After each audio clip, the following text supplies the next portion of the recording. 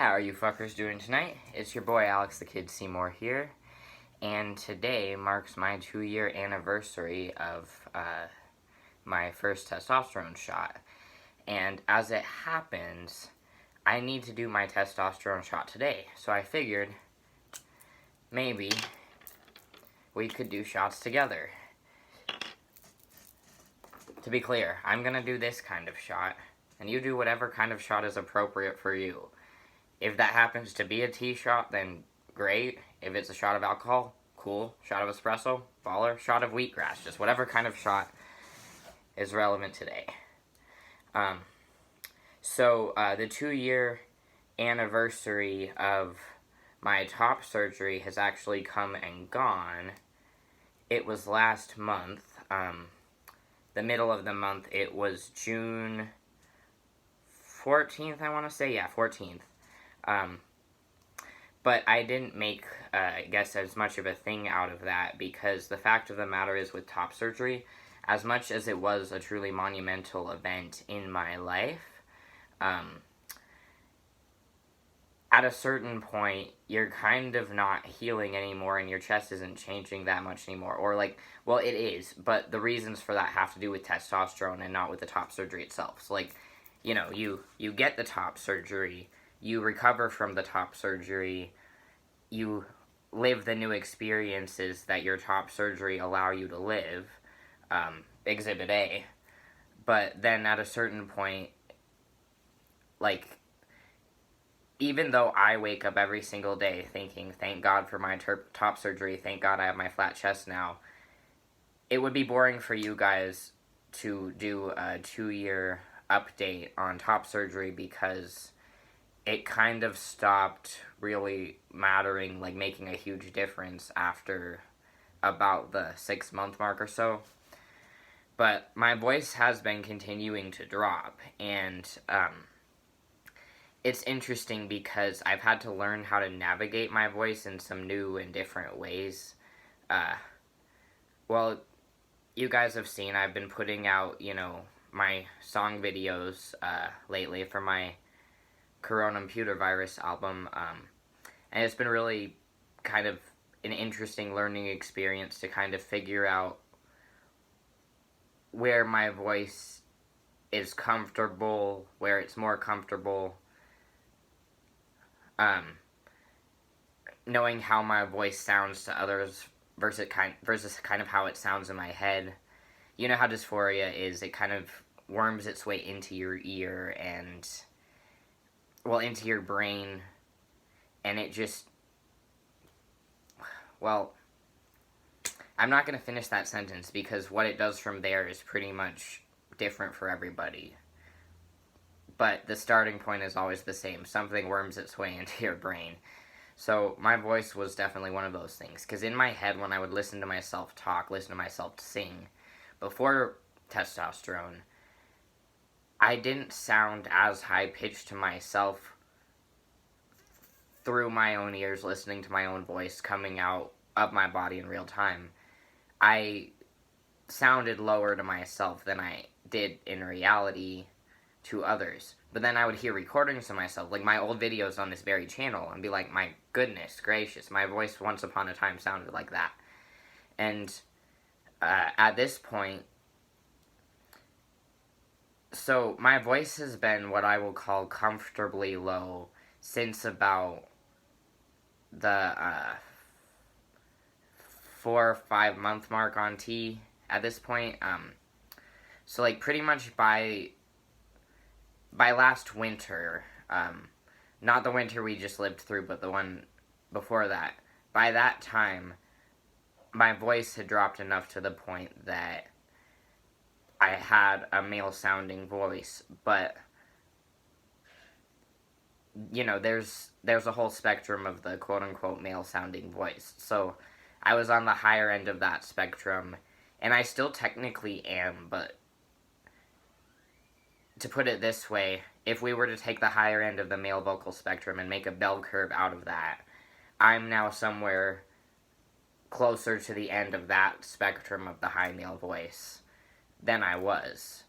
Whereas before, I just started out in what I will call the Alvin and the Chipmunk zone.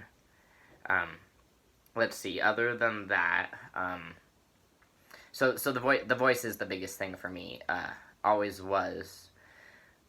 Other than that, like, I'm not the most muscly person in the world. I'm not a person who tends to, like, put that much into, like, working out with the intention of trying to, like, build visible muscle. Do I want enough muscle to keep myself, you know, healthy and functioning? Absolutely. But, like, I don't really care about cosmetic muscle, so to speak. But the amount of effort that it takes on my part to maintain that healthy amount of muscle is a lot less than it used to be. Like, I used to have to actively work at just maintaining a healthy level of muscle, whereas now that sort of just happens because I happen to be a person who eats a pretty healthy diet, like, which, in case you're wondering what that happens to be, it's a mostly whole foods vegan diet, and I say mostly whole foods because I don't like to take anything to the extreme. Like, if I want to, if at some point I'm just really, really having a hankering for Swedish fish, and it's, like, all I can think about is Swedish fish. And to be clear, I mean Swedish fish, you know, the candy, like, still very much vegan, but just not, you know, it's not by any stretch whole foods. It's not even really food, technically. But if I'm having a hankering for that, like, I will have some. It's just, like, that's not going to be an everyday thing. That's going to be a very, very rare sort of thing. But so, like, that's where my effort, I guess, goes more so, is I eat a healthy diet, and then other than that, I kind of just live my life, and I'm more toned for that than I would have been if I still was being driven by estrogen. Hair. Okay, see, now you can see my chest hair. You couldn't from when I was back there, but, like, I have what I consider to be the perfect amount of chest hair for me, because I would never want to be somebody, personally, who had, like, a whole bunch of hair on the body. Like, I want just enough of it. Like, enough that it's there, but not enough that it gets in my way. You know what I mean? And, like, oh, yeah, my facial hair, of course. So I have shaved all of my facial hair off twice since the pandemic started. Somewhere around that tally mark and somewhere around that tally mark. But, yeah, I have shaved it all off twice. And this is what I got back. I think the last time I shaved it was, yeah, something like 2 weeks or so ago. And all of this came back. So, like, I'm pretty much confident at this point that, like, my facial hair grows at... It is growing at such a rate that, like, if I want to be clean-shaven, I will have to work at that. But this is a comfortable level for me, so I don't really put too much thought into that. And the hair on my head... well, my hairline is... It's a masculine hairline for sure, but, like, it's a lower testosterone masculine hairline. Like,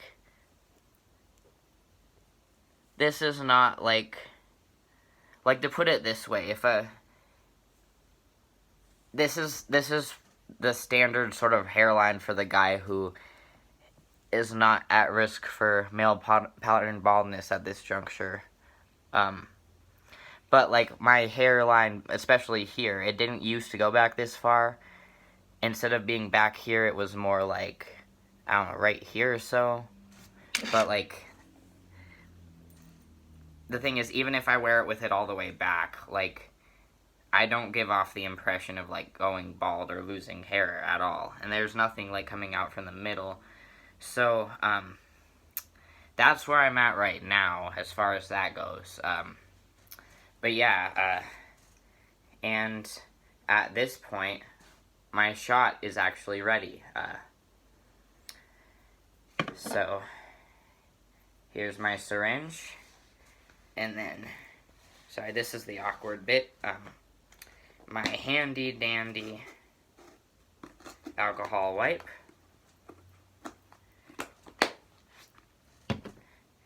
and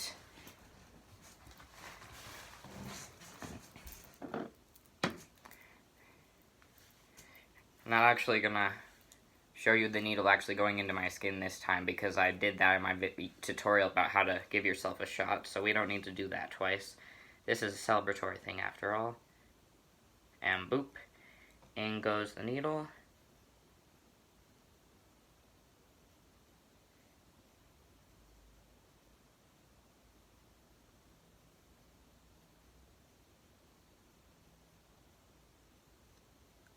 Okay, and now that is done. So, thank you, fuckers, for being with me for my 2 years on T anniversary shot. Good night, fuckers.